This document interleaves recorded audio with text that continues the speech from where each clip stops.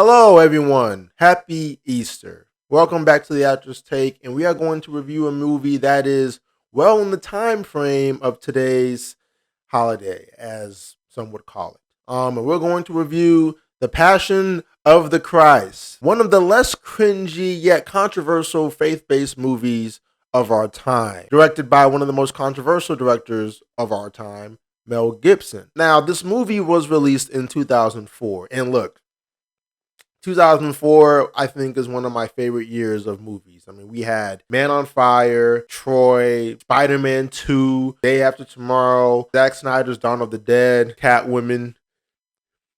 It was just a good year for a lot of blockbuster movies to be being released at that time. But there was one movie that was pretty much taking the box office by storm, shockingly to most people's expectations, and that was The Passion of the Christ. It was a faith-based film based on the story of Jesus Christ, on the last 12 hours of his life when he was being crucified. All of the movies that I've ever seen as far as faith-based films goes have been, the old movies from the 60s and 70s, like, King of Kings, Greatest Story Ever Told, Jesus of Nazareth, all of those movies that were made, 19th century. Right. And we had a movie that was being marketed as a big budget film, being directed by a big name actor like Mel Gibson. He's already kind of cemented himself as a renowned director at that time.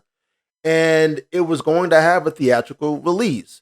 Now, one of the things that I think set this movie apart from a lot of the religious movies that we've had before is the fact that it tried to be historically accurate. When watching this movie, you can just see that there was a lot of research and a lot of detail that they tried to incorporate in this film to make it seem and feel as believable as possible. First off, when the movie opens, everybody is already speaking in their native language, Arabic. And so it's impressive to me that you have these actors who are actually studying and training to learn a language that is not even being used anymore of that time. And I just want to say kudos to the director for making that choice, because it did put my mind in a space where I'm watching something that was historical. And this, whether you believe in Jesus or the Bible or God or any of that kind of stuff, as a movie, you can't deny that it did feel like something that was on the History Channel. Also, the set pieces. I loved how all of these set pieces felt built.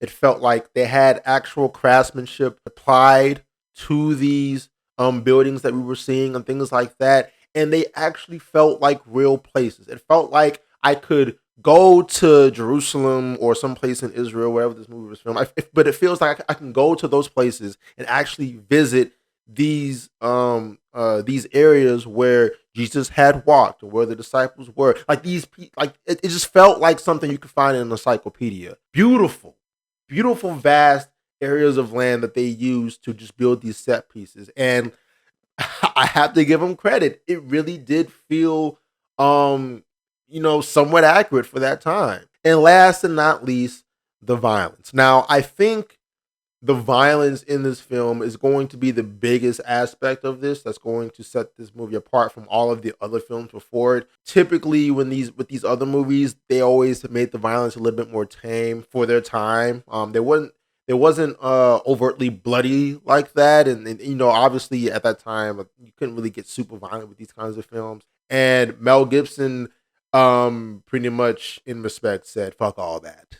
If you're going to be historically accurate, you have to be accurate as far as how the violence was back in the day. And I'm not sure if he nailed it as far as the violence goes, but the fact that it gave me these squeamish feelings, I would say he came pretty damn close. This is the first faith-based film that has an R rating. That is mostly due because of the violence.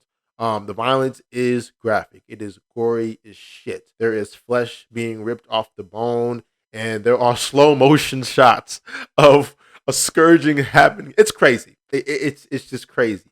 Some will say that maybe the violence is a little too much, especially in slow motion, because it's like we get it, we know what's happening. But however, watching this film, it did give me this feeling of sympathy. It's like one of those things where when you see a guy getting beat down and he keeps getting up, it's just something inspiring about those moments. And I think Mel Gibson sort of wanted to make this movie as a way to like kind of showcase that inspiration in such a way. The casting is phenomenal. You have Jim Caviezel playing Jesus Christ here, and let me just say, incredible job. Incredible job. The casting did a really good job. I didn't think anybody was pretty much overdoing it. I don't think anybody was, you know, I feel like they brought their all to a movie like this. And considering of its time when it came out, pretty impressive. It's pretty impressive.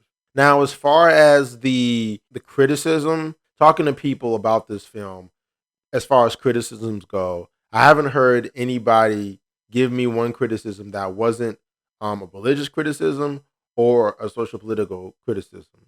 Like everybody had their takes on how they felt about the movie based off of their own personal feelings linked to, you know, being Christian or not being Christian, or all those kinds of things, and not necessarily giving me anything about as far as why the movie didn't work for them. Like, was the acting terrible? Was it too violent? And I had some people say it was too violent, and me watching it, I guess that's just personal taste. Like, I watch a lot of things that are more violent than this, so that doesn't really faze me all that much. But the practical things that make a movie at least watchable, nobody can really point those things out, because I guess everybody got too emotional, watching it and just saying, this is not real, or all the other kind of stuff. But regardless of that, um, I couldn't really find any soul criticism with the story, only because it's so well known and so straightforward.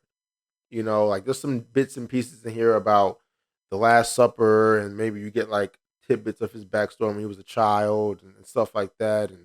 But ultimately, the bulk of this movie is timed around his crucifixion. So what hits here is just the performances. You know what I mean? Like seeing Jim Caviezel play as Jesus and seeing everybody around him sort of mourn and give their takes on why what's happening right now is so heartbreaking. You start to feel for the people. I got a little emotional. What can I say? It wasn't all that much, but I guess it was asking for those things. But ultimately, man, I had a good time with it. I think it's a beautiful movie. I think it does its best to be accurate to what we've had in history, and just to the practicalities of those things. I think they did a really, really good job. There was a lot of research I can tell was put into this film.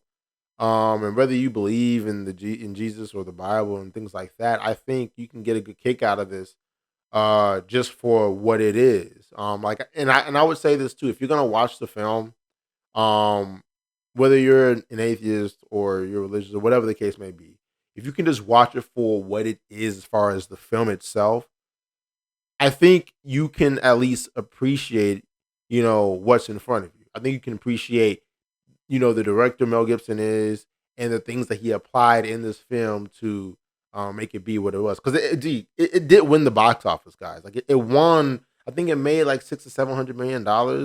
And at the time, that was a huge deal. We're talking about a faith. I think it's one of the most successful faith based films we've ever had. And that's in 2004. And look, that's saying a lot. There's a lot of star power in here, so clearly people believed in it, and it's damn good. It's damn good. So with that, I'm gonna give it an 8.75 out of 10. It's pretty good. I had a good time with it, man. It hits the feels. So that's my review on The Passion of the Christ. Hope you guys enjoyed the video. And what do you guys think about the movie? Did you guys like the movie? Did you guys see it when it came out? And we can have that discussion about whether you like Mel Gibson's films and stuff like that. But let me know in the comments, and I'll see you guys on the next video. And make sure you subscribe as well. All right, peace.